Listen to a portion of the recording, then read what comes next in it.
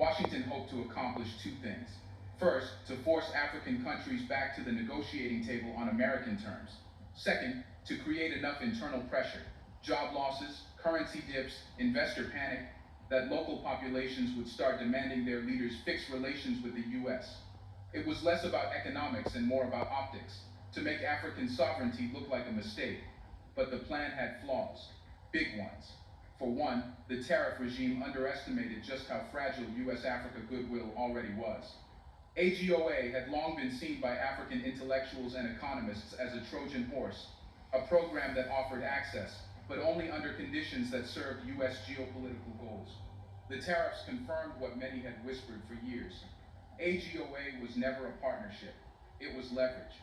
Secondly, the structure of the penalties revealed far more than Washington may have intended.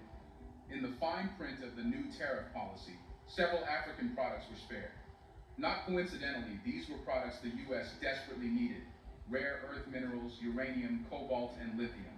It was as if the tariffs had a built-in escape hatch: punish Africa's manufacturing and food sectors, but leave the resource pipelines untouched. This duality exposed the deeper contradiction in America's position. The US was willing to suffocate industries that empowered African workers, but not the ones that fed its own technology and defense sectors. It was an old colonial formula wrapped in 21st century policy. But perhaps the most dangerous aspect of the tariff system was psychological. It was designed to sow distrust between African nations, with each country facing a slightly different penalty, some lighter, some harsher. Washington hoped to spark competition, not coordination.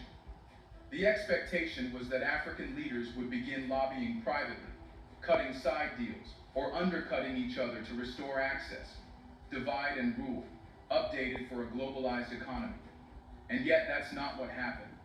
Instead of turning on each other, countries began calling each other. Shared pain created shared urgency. African economists who had once competed for donor funding now co-authored papers on local trade alternatives. Port authorities from East and West Africa opened digital communication lines to streamline regional cargo flow. Ministers started discussing unified trade standards for intra-African shipments. The result wasn't chaos, it was coherence. Still, the damage was real. By mid-2025, Africa's export earnings to the US had dropped by over 65%. Jobs were lost. Some sectors, like garment manufacturing in landlocked countries, were gutted entirely. But for many African leaders, this wasn't the end of something. It was the chance to start over, without pretending that AGOA had ever been enough. What the US failed to understand was that Africa wasn't afraid of losing a privilege. It was tired of pretending it was one. As the impact of Washington's tariffs echoed through African ports, factory floors, and export councils, it became clear that retaliation wasn't the right word to describe Africa's next move. What emerged wasn't a mirror attack. It was a strategic withdrawal from an old system and a march into a new one. And at the heart of that march was a trade framework that, until then, had lived mostly on conference slides and vision documents. The African Continental Free Trade Area, AFCFTA, officially launched in 2021. AFCFTA had been hailed as Africa's boldest economic integration project in history, promising to unite 54 countries into a single market of 1.4 billion people. But as with many grand continental projects, its early years were marked by bureaucratic slow walks, diplomatic delays, and endless technical consultations. Some nations were hesitant, afraid of losing protective tariffs. Others lacked the infrastructure to support cross-border commerce. It was visionary, yes, but it wasn't urgent. That changed the moment the US slammed the door shut. Suddenly, a continental trade system wasn't just about long-term development. It was about immediate economic survival. And that urgency breathed life into AFCFTA in ways no summit ever could. Across Africa, ministries began dusting off the stalled implementation roadmaps. Regional economic blocs, like ECOWAS, EAC, and SADC, were instructed to fast-track harmonization protocols. Digital trade platforms that had sat in beta for years were greenlit for rollout.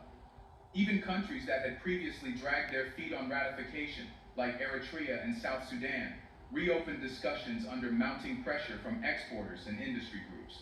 But the most telling shift wasn't in paperwork. it was in infrastructure. In East Africa, the Northern Corridor, long discussed as a critical trade artery, finally received the green light for a full logistics overhaul. From Mombasa to Kampala to Kigali, customs houses were linked into a single digital database for faster clearance. Kenya and Uganda jointly invested in cold chain networks to allow perishable goods like fish, fruit, and pharmaceuticals to flow regionally without needing re-export through Europe.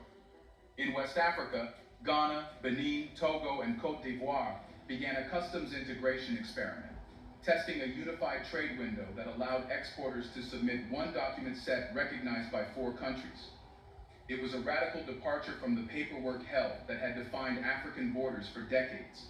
Port authorities held joint training seminars, warehouses were retrofitted for transit cargo, and trucks that once waited days at border posts were now passing through in hours. This wasn't just trade liberalization, it was a trade redefinition. Africa had spent years exporting raw materials to faraway markets, gold, cocoa, copper, and cobalt, only to import them back later as refined products, often at 10 times the price. AFCFTA allowed a new model to emerge: regional value chains. Countries no longer needed to compete to sell raw goods abroad. They could now collaborate to turn them into finished products at home and move them across the continent tariff-free. Ghana could ship cocoa to Nigeria, where processing facilities would convert it to powder. That powder could be packaged in Senegal and distributed to supermarkets in Mali and Niger. Every stage kept the wealth inside Africa. Every transaction reinforced sovereignty, and every successful delivery weakened the old idea that Africa's growth had to pass through Western approval. The private sector caught on quickly. In Rwanda, textile producers who once designed clothes for American retailers began opening pop-up stores in Nairobi and Dar es Salaam, marketing directly to East African consumers. Nigerian fintech startups began building payment gateways specifically for cross-border AfCFTA transactions, bypassing the SWIFT system entirely. In Botswana, diamond polishers proposed a rotating trade exhibition across SADC capitals to showcase high-value goods made in Africa for Africans. And then there was the symbolism, subtle but powerful. African flags replaced corporate banners at trade expos. Pan-African shipping consortiums were announced, not just to compete with foreign carriers, but to challenge the notion that global trade routes had to orbit Western ports. Even the African Union, so often dismissed as a ceremonial body, began taking on real enforcement roles, tracking tariff compliance, mediating disputes, and publishing transparency reports. None of this erased the structural challenges overnight. Some countries still lacked infrastructure. Others still struggled with corruption or political instability. But what had shifted was the intent.